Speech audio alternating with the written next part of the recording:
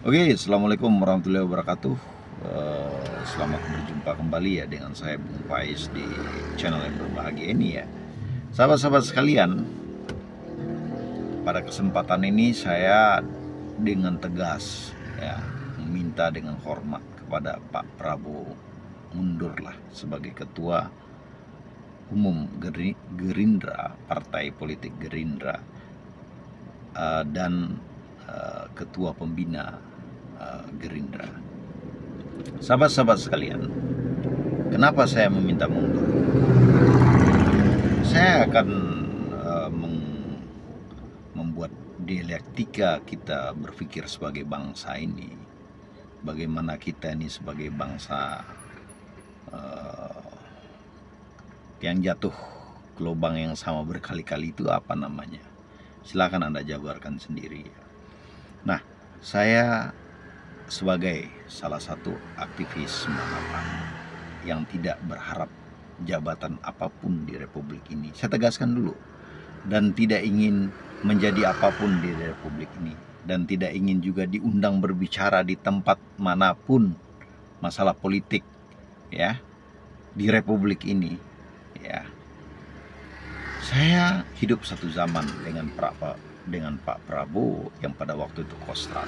Saya adalah salah satu mahasiswa 96 ya. Yang kita tahu gerakan 98 itu dimotori oleh angkatan 94, 93 dan 95. Kita juga tahu ya. Saya juga hidup sezaman dengan Budiman Sujatmiko, Andrian Napitupulu, ya, Yusril Iza Mahendra, Adnan Buyung Nasution, Anas Urbaningrum ya, ketua HMI, Akbar Tanjung pada waktu itu ya, dan orang-orang besar lainnya, tentu Pak Harto, Habibie dan Harmoko yang sangat fenomenal pada waktu itu. Nah, yang ingin saya sampaikan adalah bahwa kita dan kenapa kita melakukan reformasi pada waktu itu, karena kita melihat bangsa ini udah rusak. Bangsa ini telah kembali ke arah rezim otoriter ya, dan rezim yang penuh dengan KKN. Itu fakta sejarah yang saya bicarakan ya. Soal fakta kebenaran tentu semua orang bisa berdebat sekarang, tapi fakta sejarahnya seperti itu. Nah, yang ingin saya sampaikan adalah sebagai salah satu mahasiswa yang paham pada waktu itu gerakan apa yang ingin kita capai pada waktu itu, saya ingin sampaikan bahwa kita melakukan gerakan 98 itu karena pemerintahnya telah menuju kepada KKN, korupsi, kolusi, nepotisme. Kita tahu pada waktu itu ada 3 partai ya, P3, PDI, dan Golkar. Di MPR itu ada namanya fraksi ABRI. Pak Harto dengan sangat kuat ya memonopoli kekuatan politik pada waktu itu. Sehingga apa yang terjadi? Yang terjadi adalah satu suara ya, satu suara terhadap kebijakan publik yang diambil oleh Pak Harto ya. Banyak hal yang baik dari Pak Harto. Tentu yang kita kritisi saat ini, yang kita bicarakan adalah masalah demokrasinya. Nah, makanya lahirlah anggota-anggota DPR pada waktu itu ya. Anaknya lah, istrinya lah, temannya lah, sahabatnya lah ya, orang-orang dekat dia lah, orang-orang yang bisa dipengaruhi lah ya. Bahkan terakhir kali itu kalau tidak salah itu Pak Wiranto tuh punya anak, itu termasuk anggota termuda di MPR DPR pada waktu itu, namanya itu umur 21 kalau tidak salah, tolong dicek lagi sejarahnya ya. Nah, sahabat-sahabat sekalian, tentunya juga pula gerakan mahasiswa itu juga adalah gerakan politik, karena kita melihat bahwa sumber masalahnya itu adalah Dewan Legislatif sebagai pengawas daripada eksekutif, presiden. Pada akhirnya mereka kayak kerbau semua yang dicocok hidungnya oleh Pak Harto. Itu landasannya kenapa terjadi reformasi. Kita bangsa ini, saya akui ya, punya memori yang sangat pendek, sehingga dalam dua eskalasi besar ini, 98 dan 28 Agustus ini, saya melihat hal yang sama. Ya, sejarah itu ternyata berulang. Benar, itu benar sekali. Nah, sahabat-sahabat sekalian, ya, reformasi terjadi, Pak Harto mundur, ya.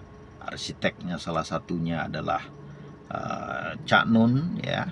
Arsiteknya lagi konon kabarnya adalah Yusril Iza Mahendra, ya, yang tahu sebenarnya poin-poin apa yang diperjuangkan pada waktu itu. Nah, sahabat-sahabat sekalian, akhirnya Pak Harto jatuh, dibentuklah pemilu ulang, maka muncullah multipartai. Kita berharap, ya, pada waktu itu 98 itu, dengan adanya multipartai itu seluruh aspirasi itu terserap. Ya. Jadi kita punya anggota dewan dari semua suku, bangsa, ras, dan dan lain-lain. Nah, sehingga muncullah, kalau tidak salah saya itu dicek lagi karena saya juga udah lama ya, saya cuma baca sekilas-sekilas saja. Ini hal-hal yang lama saya ungkapkannya. Muncullah Undang-Undang Nomor 2 kalau tidak salah tuh, tentang partai politik, ya, pasal 13 itu.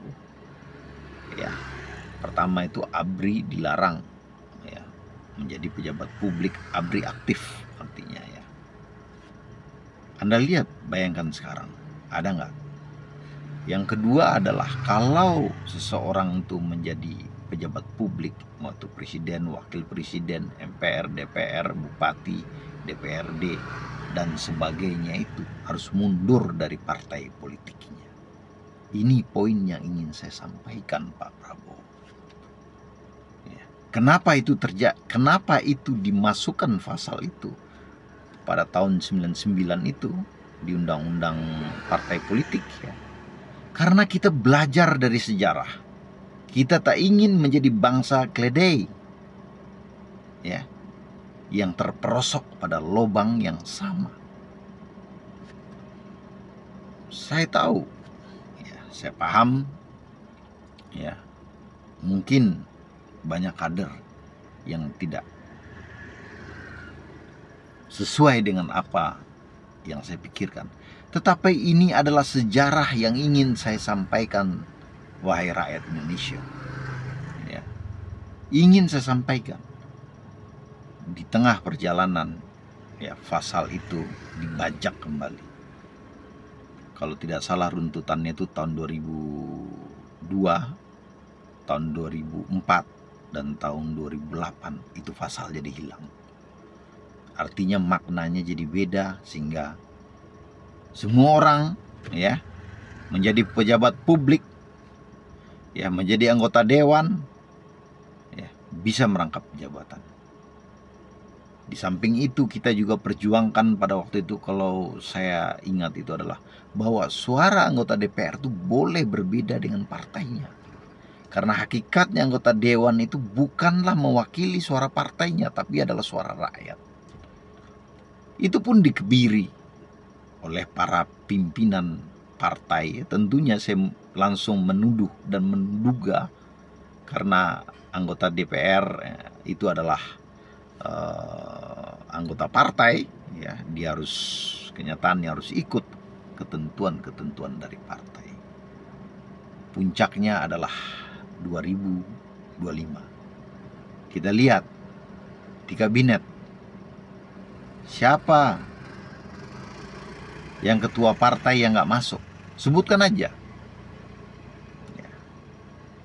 Ada Golkar, ya, ada Demokrat, ada Gerindra, ada partai apa lagi?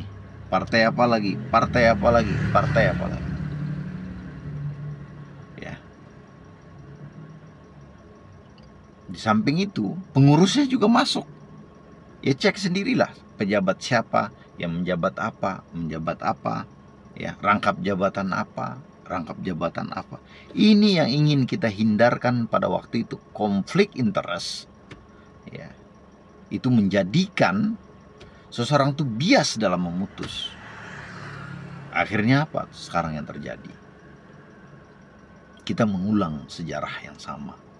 Kita membuat lubang kematian kita yang sama.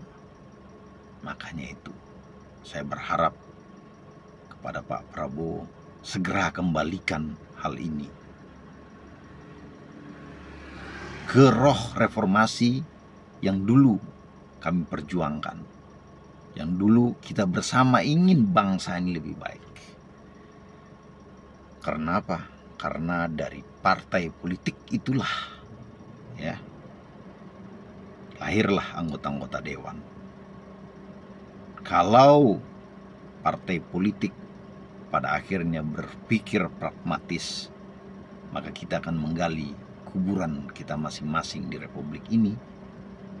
Dan kita adalah bangsa yang dungu, yang terus mengulang sejarah-sejarah itu kembali hadir,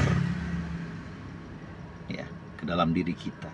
Kita adalah magnet daripada kesialan kita terhadap hal-hal yang sama yang akan terjadi di masa yang depan. Sahabat-sahabat sekalian, saya juga minta kepada seluruh partai, ketua partai khususnya, mundur dari ketua partai tersebut. Baca kembali undang-undang itu. Baca kembali ketentuan-ketentuan yang pernah kita perjuangkan bersama. Kalau ini kalian biarkan, kita akan terkubur bersama kembali dengan politik pragmatis dan politik yang ingin membangun dinasti masing-masing. Akhir kata, apa yang saya sampaikan ini saya kembalikan kepada rakyat Indonesia. Sebagai orang yang gak mempunyai apa-apa di republik ini dan tidak ingin menjadi apapun di republik ini, saya hanya menggambarkan, ya, keadaan masa lalu tahun 98. Apa-apa yang pernah kami perjuangkan bersama-sama orang-orang yang masih hadir sekarang di pemerintah. Ada Yusril, ada Adrian, ya, dan sebagainya. Akhir kata, wabillahi taufiq wal hidayah. Assalamualaikum warahmatullahi wabarakatuh.